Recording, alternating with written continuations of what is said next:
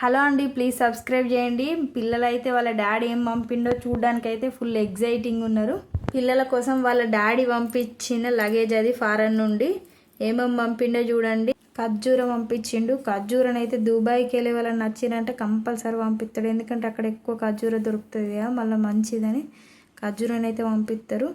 జీడిపప్పు చాక్లెట్లు కూడా పంపించిండు. జీడిపప్పు ఎట్లా అంటే మా విహాన్ బాబుకి బాగా ఇష్టం, అందుకే విహాన్ బాబు కోసం జీడిపప్పు పంపిస్తాడు.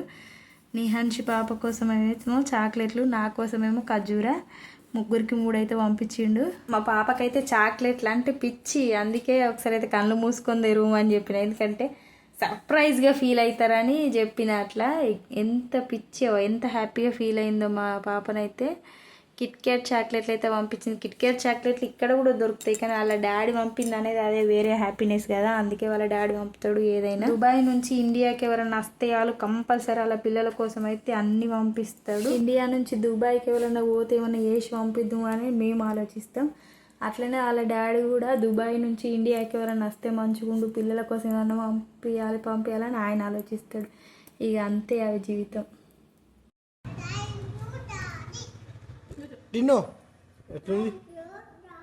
ఎట్లుంది చాక్లెట్?